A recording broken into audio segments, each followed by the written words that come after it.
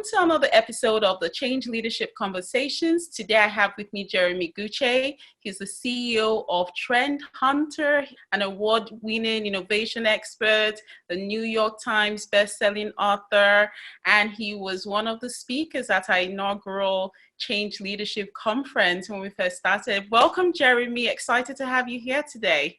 Well, it's great to be reconnecting with your audience again. Thanks for having me back. Oh, our pleasure, our pleasure. There's no better person to be talking to right now than you. You've written so much about disruption, disruptive thinking, chaos. One of your books that was recently updated was the Innovation Handbook, Exploiting Chaos. Little did we know it would be in such a chaotic moment as we are right now. So tell us about what it takes to prepare for a time of chaos. Before we even go to how do you even respond when you find yourself in a chaotic time, but tell us more about that. How do you start to prepare for chaotic times such as this? Sure. And I think as a starting point, it's interesting to separate crisis from chaos because the current period of COVID-19 puts us in this state of crisis, and crisis really isn't good for anyone unless you're a mask maker or a hand sanitizer seller. But the crisis leads us into a period of chaos. And in chaos, people could get intimidated by the doom and gloom, but actually chaos creates enormous opportunity because we rechart our past. Consumer needs evolve and change by the minute. And if you're able to spot those needs, you can really reinvent. So when you study periods of chaos throughout history, you'll see consistently enormous opportunity that was created. As an example list of companies, these are all companies that were founded in periods of global economic recession. Disney, CNN, MTV, Hyatt, Fortune Magazine, Pinterest, Uber, and I can go on and on. I can give you 100 companies if you'd like. But a favorite example would be Fortune Magazine. Fortune was started in 1929, just 4 months after the Wall Street crash. It was priced at $1 an issue during the Great Depression, which made it more expensive than any magazine that had ever been written. It was actually the same price as a wool sweater back in the day. And despite that, during the Great Depression, Fortune, as a luxury business publication, grew a subscriber base of 500,000 subscribers, and they made $7 million of profit in modern day money during the Great Depression. Seems counterintuitive. But what happened in the times is that people were wondering, how did we get into this economic position? What are the decisions behind boardroom doors that got us here? And what are the decisions being made now that might lead us to emerge? So worded differently, Fortune was simply an answer to a new consumer need. And so it doesn't matter which category you're in, these times of chaos always create opportunity, and chaos is predictable. There's ways to navigate through it, actually. And the key note is to recognize that everything is changing, all the rules are being rewritten, but you actually still have enormous opportunity to emerge from something like this. I like the difference you've made between crisis and chaos. And you also mentioned that there's an approach we can take, there's a method, there's steps we can take. So share with us, what does somebody do, or a business do, or a leader do right now to respond to this type of change? And even to the title of some of the talks you've had in the past, Respond Better and Faster. How do leaders start to do that?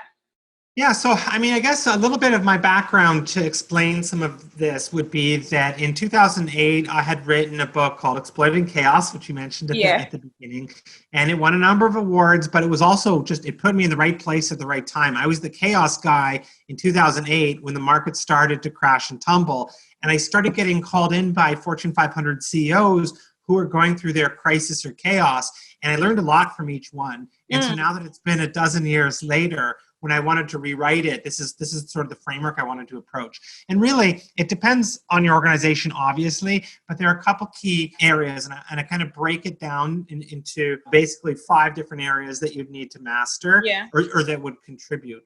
The first is the ability to change, and it's actually about how we get stuck on a path.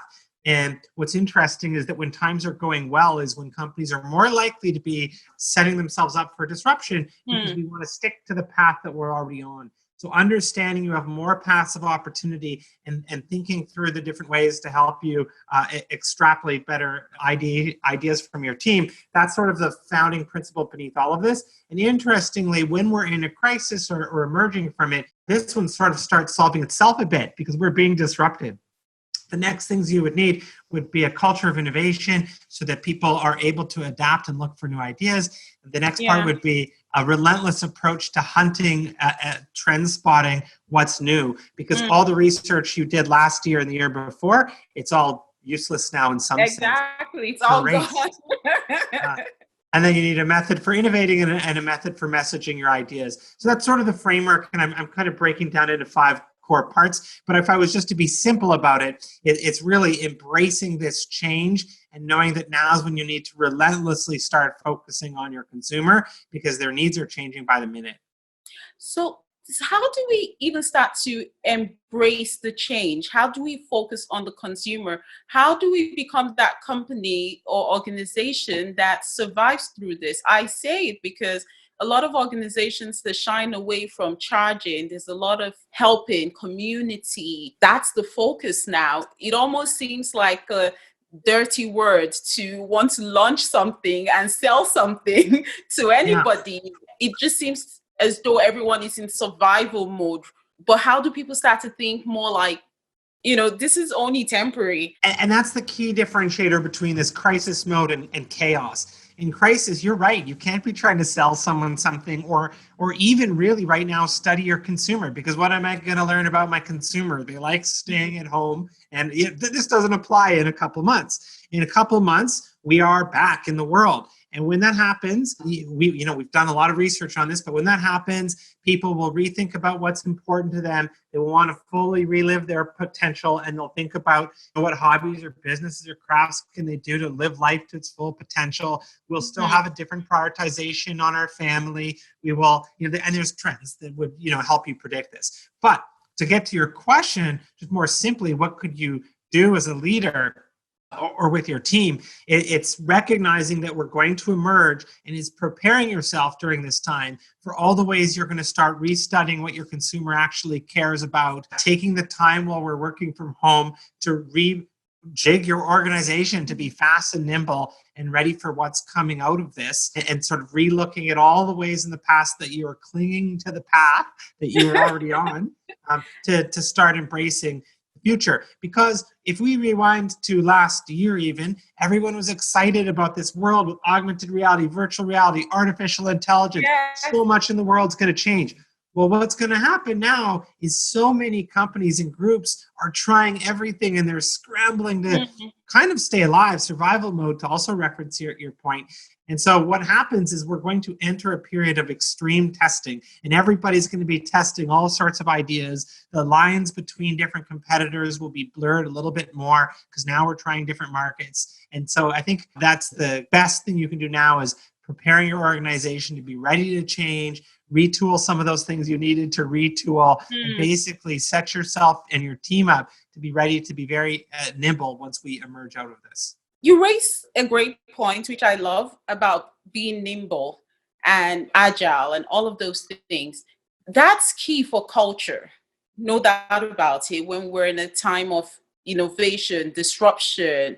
What you see now is, I saw this clip ad about what's your digital strategy, and COVID is your digital strategy. Sure. Because a lot of organizations, let me not say a lot of organizations, but quite a few of organizations were probably putting on hold their digital strategy, AI, the future of technology. Digital strategy was something that seemed we still have time to do this. And, they were always in business as usual. Now we found ourselves being catapulted into using technology, leveraging technology. It's interesting. I see some organizations that I purchase from, they don't even have an online forum or website to go, or e-commerce website that I can go purchase from. So how do organizations start to think about creating a culture of innovation and disruptive thinking and being able to respond in an agile and nimble manner? Yeah, I think that the one thing you can get from crisis is a sense of urgency. And without that sense of urgency, you can't catapult yourself into new ways of thinking. In all my research, one of the sort of little simple notions that I always like to think about is that I think that you can predict which companies get disrupted. And the way you can do that is by looking at the ones that think things are going well, your self-perception of performance. And it seems to me everyone can put themselves in one of three boxes. Either you're paranoid because you think you're going to collapse. On the other end, you could be paranoid because you need to stay number one and you're Google or you're Amazon. You need to stay number one. But then there's this giant block of companies in the middle 80% or so that think things are going well. And those are the groups that don't want to try new things. And so if you were in that time period already where you felt things were doing well, your objective should be to create the urgency of a crisis. And now that we have one, use that as a flag to wave and try and get people to try new things. When I was at my earlier part of my career, I ran innovation analytics and then a high-end business line for a bank. And I got promoted to run the business line when it was a bad year. And they told me that we had no products that were viable because of the interest rates changing. You know, this is 2007, 8, that kind of year. And so I inherited the responsibilities and the goals of a business line that had no products that we could offer. And the goal they gave me was to only shrink the amount of new bookings we had from the year before by 20%. That's not an exciting goal for a coordinator. And finish a good year and be able to say, hey, I only shrunk the business by 20%. That's terrible. But what I found that was so interesting from experiencing it, and this is sort of what maybe sparked my interest in chaos and studying chaos and crisis, because this is 13, 14 years ago. What I found was interesting is that flag that I could wave to cut through red tape. Oh, it takes 4 months for legal approval. Cool. It doesn't this time because we have no options because we're closing the business if we don't figure it out. So we're figuring this out in a week. And that happened with what could be legal or could be compliance or could be the number of tests that you need to do. It helped us go from a mindset of trying to spend a year proving the new product was better than the old product to saying, well, we need to roll with this now. So what's the size of the bet that we should take? And so instead of shrinking, we tripled monthly bookings from the year before, and then we grew a $1.3 billion business in about a year and a half. It was incredible, but I knew none of that would have been possible if we hadn't gone through this period of fear and threat of crisis. So, and that's not the same crisis, let's say, as COVID-19, but within anyone's company, that still feels like a crisis when your products are no longer viable. And so I think it's sort of trying to realize that when you're in these difficult periods where you're faced with the fear of disruption, you can start to rethink about how to approach things. And you might not be able to change everything, but you can do little things like creating a gambling fund. And I'll give you an example of that. So at the BBC in the 90s, they started losing market share and people weren't watching the BBC. So the CEO and CFO got fired and they got a new CEO and CFO. And those two came in and they wanted to make a change, but they also saw this great big organization and they didn't know how to change everything. So they just put in a gambling fund. And the concept was that ideas that failed the normal screening process could still qualify for gambling fund money. And one of the ideas that got that gambling money was The Office, which turned out to be, The Office was the biggest hit the BBC had ever seen, one of their biggest exports. And it had failed the normal screening process, and it qualified for gambling money. And the parallel would be to think of that like an innovation portfolio or a stock portfolio, which is to say that with your investments, you know that you should have a portion that's higher risk and some that's medium. And you could apply this maybe with money, but also with time. What proportion of even your personal week or your team's week is spent studying change, learning innovation tactics, looking into different markets, trying to see what people are testing related to your end consumer.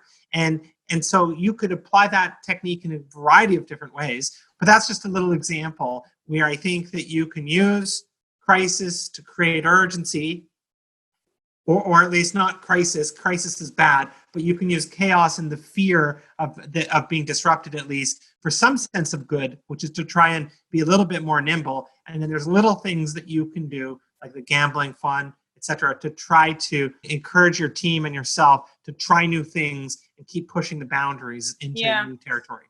I like 2 points that you raised. One of it being the sense of urgency. In John Cotter's 8-step model on leading change, one of the steps is creating urgency. When you want to lead change, you have to create that sense of urgency. And right now, you don't even have to create that sense of urgency. The urgency is there. It's automatically there. Everybody sees it. I also like what you say about the gambling fund. What I like about that gambling fund is not just about money. It's about time. And that's something that you find a lot of organizations may struggle to do, especially those ones that you say when everything is going well. There, they do not see the need to create time to be innovative, to think about the future, to think about change. How do we manage and respond to change?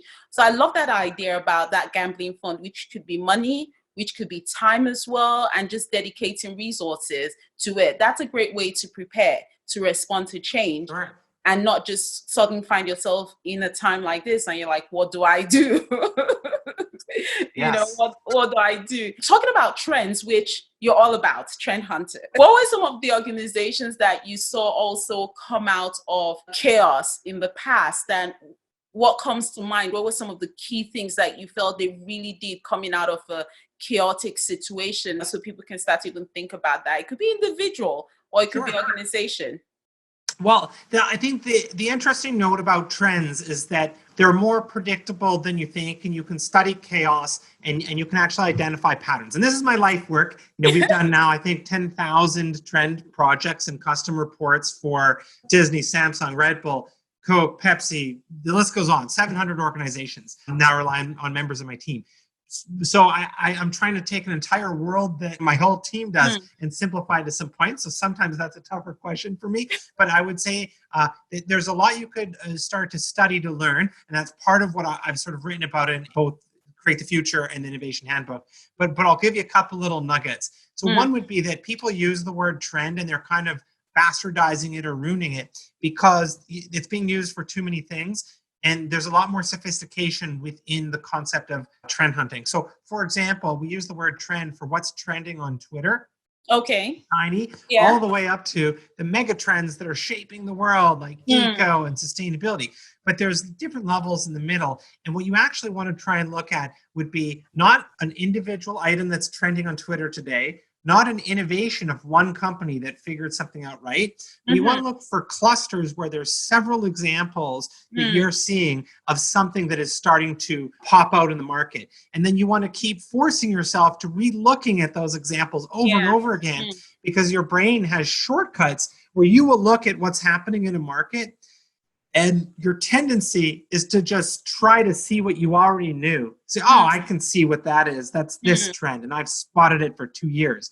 So what ends up happening is that when you look at the companies that have been disrupted, the market leader is more likely, because of their success, to miss out on the new opportunity. Okay. Kodak invented digital photography, but couldn't see its potential.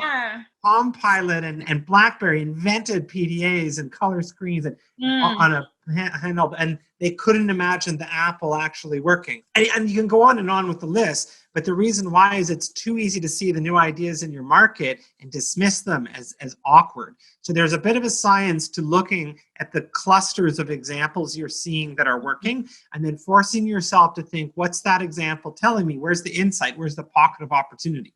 So the way I like to think about it is that when something big happens, whether it's COVID-19 or the invention of Facebook, it's like a splash in water, and that splash creates ripples of opportunities in all different markets.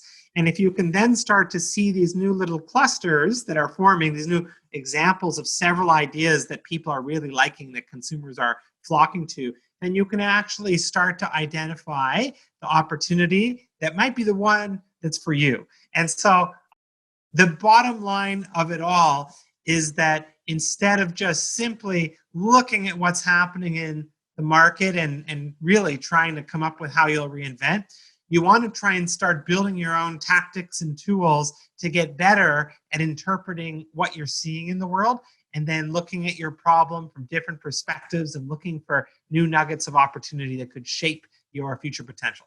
So when you talk about clusters, are we also looking at some of the previous trends as well? So prior to COVID-19, there was the AI, the fourth industrial revolution. There were some changes.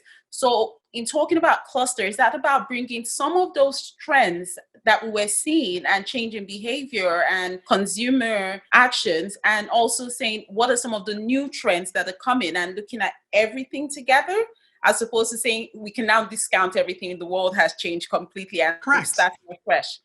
Yeah, so it's trying to figure out how your world is being changed. And some of these mega trends, like something like AI, are going to continue happening. But now that chaos is going to ensue and the world starts changing and trying and experimenting things faster, there will be a lot of companies that, to use your word, catapult themselves forward. And they would have thought before, well, maybe we'll try that big AI project. But now they'll say, no, out of desperation and survival, what we were doing before isn't working. So we got to try everything we had going. Let's try the AI thing and this thing and that thing. And so you'll enter into a period of actual creativity that's fun, but you'll also see companies leapfrogging and catapulting and skipping a few steps. So they'll move a little bit faster down the chain of whether it's their digital reinvention or whatever product changes they were thinking of. They're going to move a little faster than before out of sort of desperation. Okay. Really? Should those steps have been there in the first place if they can skip those steps? So people like to go 1 step, 2 step, 3 step, 4 step. Yeah. Were those steps necessary? If we find ourselves able to skip those steps and still get to where we need to, how important were those steps in the first place? Do we put too much bureaucracy into leading change? So the methodology that we use to think about how success holds you back is we have a whole innovation assessment. We studied tens of thousands of people, and we boil it down to the hunter versus the farmer. And the lesson and the metaphor would be that 1 million years ago, we were hunters. You and I, in a eat or be eaten world, learned how to hunt and adapt. And you and I still have our hunter instinct. And in a time of chaos or when we're trying something new, we're able to look for new opportunity and channel those hunter instincts. And those are our curiosity, our insatiability for new ideas, and our willingness to destroy how things were done in the past to try something new. Those are the three. But 10,000 years ago, people planted the first seeds. And when they did, we became farmers. And all around the world, when we became farmers, society flourished. We could stay put. We could plan for the winter. But when we became farmers, we started repeating and optimizing whatever led to last year's harvest. We started putting in rules, structures, extra steps, and all the brand best practices, compliance, whatever it might be, in order to protect last year's harvest. And the opposite of our hunter instincts are our farmer traps, which are that we become repetitive, complacent, and protective. And those three things hold us back. And the more successful an organization is, the more they tend to want to put in those farmer traps, actually, because we just want to keep preserving what's working. Now, you need both hunting and farming to be successful, actually. It's true. But what happens is organizations put in too many steps to protect what's already working. And now we're in this period where we have to break free and get out of those steps. And I think a fun little example would be, you used to say a month or two ago, you used to question, like, I wonder if that meeting could have been an email. Now that meeting has become an email, absolutely, out of necessity. And I think when we go back, we'll be like, this one can just be an email. So that's a little tiny example of how our workflow will change. Oh, for sure. Hopefully we question a lot more of those steps that we put in place, because they're not all necessary. Tell me, what do you think about this new word or phrase everybody's using, the new normal? So Trend Hunter, we actually just put out our new normal trend report, which we can give you a link to for all of your audience. Oh, please, by all means. And it's been very popular among our clients to try and think about the new normal and how we reset. The way I like to think about it is to think about us as a sort of being path dependent in our lives. So we're caught on that path. We enter this period of chaos, and then we rechart into new paths. And that's our new normal, and everyone will have a slightly new normal. And I think some people are using that new normal technique to explain now, and when we're all working from home, this is absolutely not normal. Get me back into civilization. But I do think that we'll have a new normal within many different companies, and some people will go back. And if you work at if you work at a bank, things are probably similar to how they were before. But in a lot of industries, things are going to be very, very different because of this experience we went through. And I really think of that as an impactful thing for small and medium businesses, because that's where I think you're going to see a lot of people just devastated. Large companies have access to capital and loans that can fund their way through this. But small and medium organizations, as much as you see government support, it's just so difficult to access. I know. And so you look at your street that you're on and you had your favorite little shop and your favorite little cocktail bar and your favorite restaurant. A lot of those people were living month to month, paying their mortgage or their rent. And so that's what I'd be most worried about when I think of the new normal, is how much does that reshape? Exactly. I have to use the word, it's scary to think about what's going to happen post-pandemic, what life would look like for many businesses. Sure. Especially small businesses and medium-sized businesses. Like you mentioned, they were barely surviving month to month. And then now this is what they're experiencing. And maybe perhaps that's why the bigger organizations had the opportunity to do business continuity planning, because they're bigger, they have the resources. But the smaller businesses, the medium-sized businesses, they're just trying to survive. Where do they even find the time to say, I want to put time aside to do business continuity planning. I want to put a gambling fund away to help me, think about innovation, because we're more like thinking about business as usual, just getting over the next hurdle. That's been the focus. It'll be interesting to see. I want us to talk about your new book and your new updated book, Create the Future Tactics for Disruptive Thinking. Yes. A double book, 2 in 1. I love the book. I love the covering, and I love it's two-sided. Tell us a little bit more about it, because we have to start thinking in a disruptive way. So this is my life's work. It is book number 3 and a rewrite of book number 1 for me. And I guess what happened after I'd written Exploiting Chaos, as I alluded to before, is I started getting invited by a lot of CEOs and leadership teams to help them reinvent. And I learned a lot of tactics from that. And so what I really wanted to make was a tactical manual that walks through everything you need to make change happen and to make innovation happen, particularly in a time of chaos. And so the book is full of sort of visuals and tactics and workshops and frameworks and sort of and every chapter ends in tactics and workshop questions. So as an example, what I find is that people will say something like failure is important. Okay, but how do I do that? Because I don't want to fail. I want that other guy's project to fail, maybe, but not mine. Like, how do you actually institute experimental failure in an organization or a small company? So the example of tactics we've learned from our clients, Mick Lucier, runs innovation at Adidas, he puts in a project funeral to celebrate the ideas of yours that didn't work out. You celebrate them at a project funeral. Brian Copeland from Staples will give you a written permission slip to fail, which means we believe your project is higher risk. You have the permission slip to fail. And at the end of the year, they have their Penguin Awards to celebrate the first penguins that took the leaps into icy waters.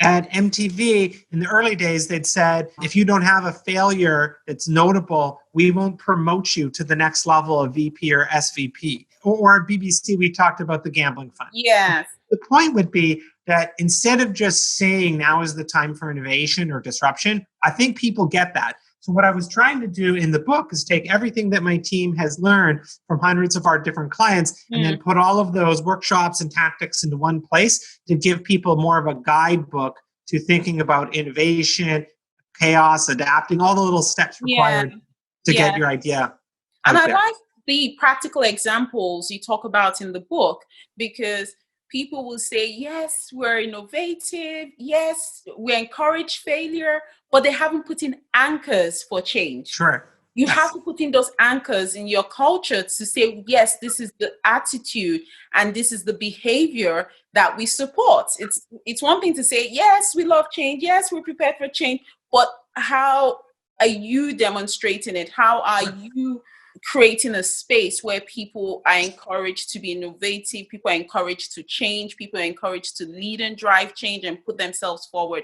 I love that the book has pictures. So I think I have to get the hard copy so I can have my coffee table. I will get that to you. Usually I just stick to the e-reader, the audio, but I'd love to see the pictures in the book, and it looks really great. I'll put a link on our page so that people can hit that link and get a copy. Jeremy, I could talk to you on and on and on. Your energy has been great. Your insights have really been great. You've raised so many great points today that I cannot wait to go and even start to explore. And I'm sure anybody listening has something that they would go away with. What's one point you would leave for our audience right now? So I think my favorite point I sort of have as a theme in Create the Future is this idea that there's so many paths that you could be on in life. But what happens is that our own success, the realities of life, paying the bills, cause us to stick to the path that we're on. And we have neurological traps that keep us even more stuck in that pathway. And then you miss out on realizing how much opportunity there is that you could actually be a part of. So it's to recognize right now, more than ever before, you have so much opportunity within your grasp. There are so many paths you could be on. You have a higher permission to fail because of the chaos in the market. Yeah. You really could emerge out of this better finding your true potential. And so it's to simply recognize that you're capable of more than you think. Love it. This is the best time to just pause and re-strategize and dig into that capability that we're all aware of. Thank you so much, Jeremy. It's been great having you. And if somebody wanted to connect with you, what's the best way? Twitter, LinkedIn? Yeah, or if you go to trendhunter.com, you'll see all of our resources there, lots of freebies. You'll see links to the book. You'll see information to connect with me, our videos, and 500,000 ideas. So it's the world's biggest database of ideas, trendhunter.com. Yeah, and that's for sure. One of the questions I wanted to even ask you was, how do people even start to think differently and creatively and study trends when you're inside it? And I think it's always good when you bring somebody from the outside to do that. Outside thinking is really key. So going to your database, exploring ideas, looking at different trends, I think that would really be great for anybody. So definitely, we're going to put the link there so that people can check it out. Thank you so much, Jeremy. Thank you very much. Today. Thank you.